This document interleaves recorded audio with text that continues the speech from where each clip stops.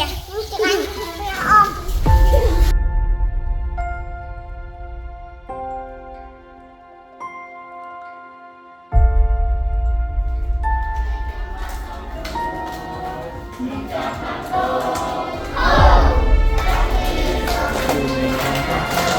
រព្រះយេស៊ូវបានឃើញនោះទ្រង់ខ្លាញ់ក្នុងព្រះハរតីក៏មានបន្ទូលទៅគេថាទុកឲ្យកូនក្មេងមកឲ្យខ្ញុំចុះកុំខាត់វាឡើយត្បិតនគរព្រះមានសុទ្ធតែមនុស្សដូចវារាល់គ្នាដែរម៉ាកុសជំពូក10ខ14សូមជម្រាបសួរបងប្អូនទាំងអស់គ្នាខ្ញុំឈ្មោះពីរិនកម្មវិធីក្មេងគឺជាកម្មវិធីមួយក្នុងចំណោមពន្ធកិច្ចផ្សេងៗរបស់ពួកជំនុំនៃព្រះគ្រីស្ទដើម្បីនាំដំណឹងល្អរបស់ព្រះយេស៊ូវគ្រីស្ទទៅកាន់មនុស្សបាត់បង់តាមរយៈកម្មវិធីក្មេងនៅក្នុងក្រុមជំនុំយើង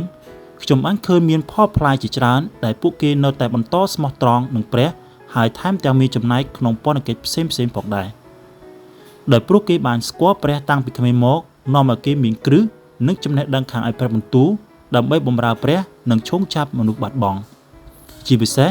គេនៅតែស្មោះត្រង់និងឈរមាំមួនជាមួយនឹងព្រះទោះមានកលៈទេសៈយ៉ាងណាក៏ដោយសេណាគឺជាប្រពន្ធរបស់ខ្ញុំសប្តាហ៍ថ្ងៃនេះគាត់បានជឿព្រះពេលដែលគាត់នៅក្មេងផងដែរហើយនេះជាទីបន្ទាល់ដែលព្រះបានធ្វើក្នុងជីវិតគាត់ពេលគាត់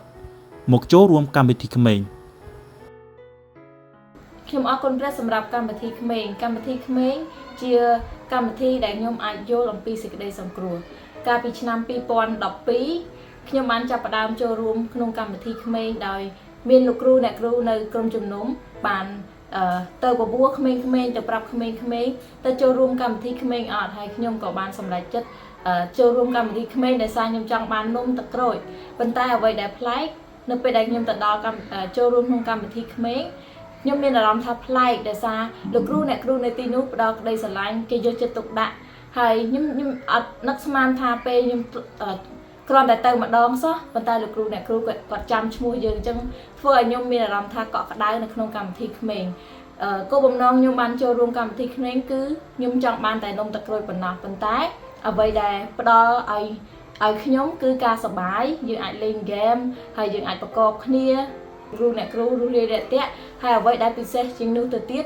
អាចរៀនអំពីព្រះយេស៊ូវខ្ញុំអាចយល់អំពីសេចក្តីសង្គ្រោះដោយសារខ្ញុំឮមេរៀននៅក្នុងកម្មវិធីក្មេងដូចជាការអ្វីដែលព្រះបានបង្កើតយល់អំពីអំពើបាបមូលហេតុអីយើងមានអំពើបាបហើយខ្ញុំដឹងពិតប្រាកដថាមានតែព្រះយេស៊ូវទេដែលអាចលាងអំពើបាបខ្ញុំបានទទួលព្រះអង្គជាព្រះអង្គសង្គ្រោះខ្ញុំដឹងថាឈ្នួលរបស់អំពើបាបខ្ញុំនឹងដោយសារអំពើបាបរបស់ខ្ញុំនឹងធ្លាក់ទៅឋាននរកប៉ុន្តែដោយសារព្រះយេស៊ូវទ្រង់យាងមកលើផែនដីសគត់លើឈើឆ្កាងជំនួសបាបខ្ញុំទើបខ្ញុំបានទទួលអំណោយទានមួយខ្ញុំគ្រាន់តែជឿប៉ុណ្ណោះនោះខ្ញុំនឹងបានជីវិតអស់កលជានិច្ចអរគុណព្រះអង្គសម្រាប់កម្មវិធីក្មេងអរគុណសម្រាប់លោកគ្រូអ្នកគ្រូដែលវិនិយោគយ៉ាងច្រើននៅក្នុងកម្មវិធីក្មេងហេតុអីបានជាប្អូនចូលចិត្តកម្មវិធីក្មេងព្រោះតែខ្ញុំចូលចិត្តកម្មវិធីក្មេងថាកម្មវិធីក្មេងមានហ្គេមលេងនិងស្ដាប់ព្រះបន្ទូលព្រះ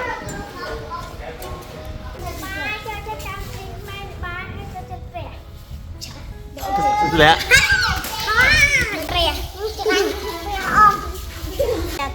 កម្មវិធីក្មេងដែលតាមសប្បាយបានលេងហ្គេមបានរៀនហើយពេលទៅផ្ទះវិញបាននំហើយខ្ញុំចង់ស្គាល់ព្រះយេស៊ូវខ្ញុំចូលចិត្តកម្មវិធីក្មេងដែលតាមវាសប្បាយហើយបាន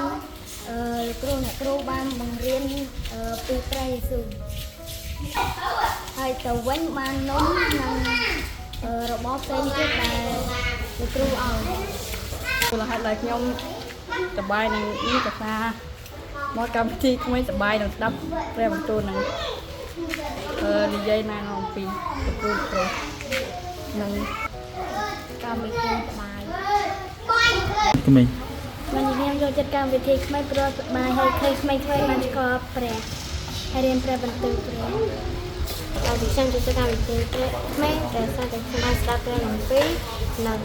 បានលេងហ្គេមសប្បាយគឺតាមមាននំរបស់ថ្ងៃស្ងាត់ហើយនឹងព្រះបន្ទូលហើយនឹងខ្ញុំចូលចិត្តលេងហ្គេមអរហើយគឺ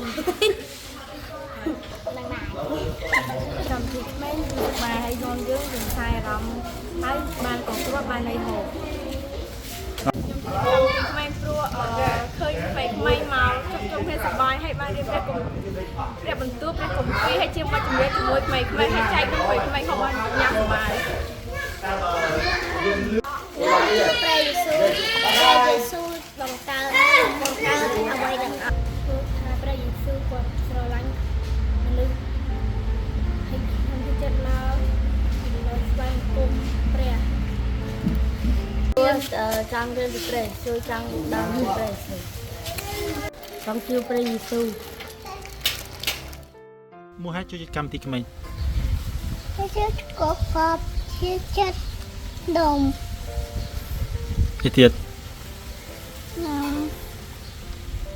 năm tắc cố gì làm cô